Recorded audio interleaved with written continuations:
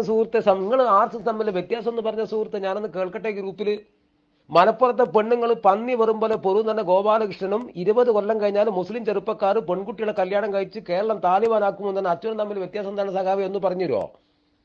മദ്രസകൾ തീവ്രവാദത്തിന്റെ കേന്ദ്രമാണ് എന്ന് പറഞ്ഞ ശശികലയും അറബി ഭാഷ നിരോധിക്കാൻ വേണ്ടി ശ്രമിച്ച CPM തമ്മിൽ വ്യത്യാസം എന്താണ് സഖാവി എന്ന് പറഞ്ഞുതരുമോ?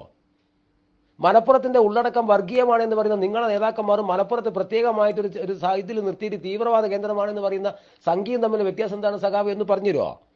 മലപ്പുറത്തെ കുട്ടികൾ കോപ്പി അടിച്ചിട്ടാണ് പാസ്സാകുന്നത് പറഞ്ഞ അച്യുതാനന്ദനും മലപ്പുറത്ത് മുസ്ലിങ്ങൾക്ക് അനർഹമായത് വാരിക്കോരി കൊടുക്കുന്ന ശശികലയും തമ്മിൽ വ്യത്യാസം എന്താണ് സഖാവി എന്ന് പറഞ്ഞുതരുമോ?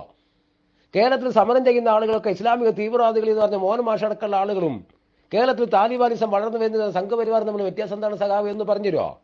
മുസ്ലിം പെൺകുട്ടികളെ തലയിലെ തട്ടം അയച്ചു മാറ്റിയത് ഞങ്ങളാണ് എന്ന് പറഞ്ഞത് നിങ്ങളെ CPM നേതാക്കന്മാരും CPM പാർട്ടിയും മുസ്ലിം പെൺകുട്ടികൾ കാലഹരണപ്പെട്ടു പോയ ഒരു സംസ്കാരത്തിന്റെ ഭാഗമാണെന്ന് പ്രചരിപ്പിക്കുന്ന സംഘപരിവാരം തമ്മിൽ വ്യത്യാസം എന്താണ് സുഹൃത്തെന്ന് പറഞ്ഞുതരുമോ? മാലിക് ദിനാർ ഇസ്ലാമിന്റെ സന്ദേശമായി കേരളത്തിൽ വന്ന 14 സഹാബാക്കളെ കൂട്ടത്തിൽ മാലിക് ദിനാറിന്റെ പാദസ്പർശമേറ്റ് പൊളിതമായ തളങ്കര മണ്ണ് പോലും ഈ തെരഞ്ഞെടുപ്പിൽ വർഗീയവാദത്തിനോട് ഉപയോഗിച്ച നിങ്ങളും RSS തമ്മിൽ വ്യത്യാസം എന്താണ് സുഹൃത്തെ എന്ന് പറഞ്ഞുതരുമോ?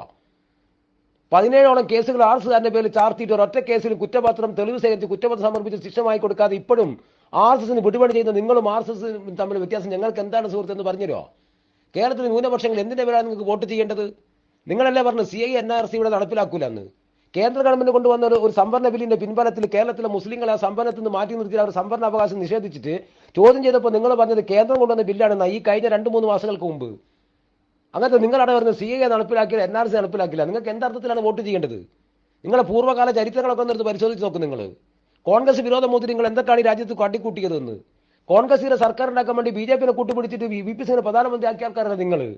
ഞാൻ മേലെ പറഞ്ഞ പോലെ രാംജയ് മൈതാനിയിൽ UPA സർക്കാർ തയ്യാറാക്കാൻ വേണ്ടി സമരം ചെയ്ത ആൾക്കാരല്ലേ നിങ്ങൾ BJPന് അപ്പുറം കൂടിയിട്ട്. നിഷേധിക്കാൻ പറ്റും നിങ്ങൾക്ക്. അങ്ങനത്തെ നിങ്ങളിപ്പോൾ എന്ത് അർത്ഥത്തിലാണ് വന്ന് പറയുന്നത്? ന്യൂനപക്ഷങ്ങളുടെ വോട്ട് ചോദിക്കുന്നത് എന്തിന്റെ പേരാണ് നിങ്ങൾക്ക് വോട്ട് ചെയ്യേണ്ടത്? ഇനി സഖാക്കൾ ആരെങ്കിലും രാഷ്ട്രീയ ബോധവും വിദ്യാഭ്യാസവും വിവരമുള്ള സഖാക്കൾ ഈ ഗ്രൂപ്പിലുണ്ടെന്ന് പറഞ്ഞ് ഇന്ത്യയിലെ മുസ്ലിങ്ങൾ അഭിമുഖീകരിച്ച ലീഗല്ല, ഇന്ത്യയിലെ മുസ്ലിങ്ങൾ അഭിമുഖീകരിച്ച പ്രശ്നങ്ങളുണ്ടായിരുന്നു. ശരീഅത്ത്, ഏകസിവിൽ കോഡ്, ബാബരി മസ്ജിദ് തുടങ്ങിയ ഒരുപാട് വിഷയങ്ങളിൽ. ഇതിൽ നിങ്ങളുടെ കൂട്ടത്തിൽ കുറെ മാപ്പിള സഖാക്കൾ സിന്ദാബാദ് വിളിക്കണ്ടല്ലോ, ഇൻക്ലാബ് സിന്ദാബാദ്. ആ മാപ്പിള സഖാക്കളെ ബോധ്യപ്പെടുത്താനെങ്കിലും ഇത്തരം വിഷയങ്ങളിൽ മുസ്ലിങ്ങൾക്ക് നീതി വാങ്ങിക്കൊടുത്തെന്ന് പറഞ്ഞു തരാൻ പറ്റും നിങ്ങൾക്ക്? ഇന്ത്യയിലെ മുസ്ലിങ്ങളെ ബാധിച്ച ഏതെങ്കിലും വിഷയത്തിൽ കമ്മ്യൂണിസ്റ്റുകാരും പ്രവർത്തിച്ചിട്ട് മുസ്ലിങ്ങൾക്ക് നീതിമായി കൊടുത്ത ഇതാ ഞങ്ങൾ പ്രവർത്തിച്ച് ഞങ്ങൾ പോരാട്ടം നടത്തിയിട്ട് ഇന്ന വിഷയത്തിൽ ഇന്ത്യയിലെ മുസ്ലിങ്ങളെ നിങ്ങൾക്ക് നീതിമായി തന്നിട്ടുണ്ടെന്ന് സഖാവിന് പറയാൻ പറ്റുമോ? നിങ്ങൾ ബാബരി മസ്ജിദിന്റെ കാര്യം എടുത്തെടുത്ത് പറയുന്നുണ്ടല്ലോ പല സമയത്ത് കോൺഗ്രസ് പൊളിച്ച പള്ളിയാണ് എന്നൊക്കെ പറഞ്ഞിട്ട്. ആ ബാബരി മസ്ജിദ് പൊളിച്ചതിന് ശേഷം ഈ 2024 എത്ര CPM MPമാർ ഇന്ത്യന്റെ പാർലമെന്റിൽ കയറി പോയിട്ടുണ്ട്? ഏതെങ്കിലും ഒരു തെരഞ്ഞെടുപ്പ് ഏതെങ്കിലും ഒരു ദിവസം പാർലമെന്റ് എണീറ്റ് നിന്നിട്ട് ഈ ബാബരി മസ്ജിദ് മുസ്ലിങ്ങൾക്ക് വിട്ടുകൊടുക്കണം എന്ന് പറഞ്ഞ സഖാവിന്റെ പേരറിയാൻ പറ്റും നിങ്ങൾക്ക്? ഒരു വരി പ്രമേയം പ്രസംഗം നടത്തിയ സഖാവിന്റെ പേരറിയാൻ പറ്റും നിങ്ങൾക്ക്? ഇനി അതൊക്കെ പോട്ടെ, കോടതി വിധി വന്നല്ല ഈ വിധി ഞങ്ങൾ അംഗീകരിക്കില്ല, മുസ്ലിങ്ങൾക്ക് പള്ളി വിട്ടുകൊടുക്കണം എന്ന് പറഞ്ഞാൽ ഒരു ലോക്കൽ കമ്മിറ്റി സെക്രട്ടറിയുടെ പേര് അറിയാൻ പറ്റും സഖാക്ക നിങ്ങൾക്ക് ഗ്രൂപ്പിൽ? എന്തിന്റെ പേരിൽ നിങ്ങൾക്ക് നിങ്ങൾ വോട്ട് ചെയ്യേണ്ടത്? എന്തിന്റെ പേരിലാണ് വോട്ട് ചെയ്യേണ്ടത്? തെളിവില്ല പറഞ്ഞിട്ട് മുഴുവൻ RSSന്റെ പ്രതികളെയും രക്ഷപ്പെടുത്തി കൊടുക്കുകയും KM ഷാജിക്കും രാഹുൽ മാങ്കൂട്ടത്തിനും MM അക്ബർക്കും ജൗഹർ മാസ്റ്റർക്കും നിങ്ങൾക്ക് സിന്ദാബാദ് വിളിച്ച അലൻ താഹ അടക്കമുള്ള മുസ്ലിം പേരുകളും മുസ്ലിം ആളുകളുമാണെങ്കിൽ അവർക്കൊക്കെ തെളിവുണ്ടാക്കിയിട്ട് ജയിലറക്കുള്ളിലേക്ക് പറഞ്ഞയക്കുകയും നടപടിയെടുക്കുകയും ചെയ്യുന്ന നിങ്ങൾക്ക് എന്തിന്റെ പേരിലാണ് മുസ്ലിം സമുദായം വോട്ട് ചെയ്യേണ്ടത്?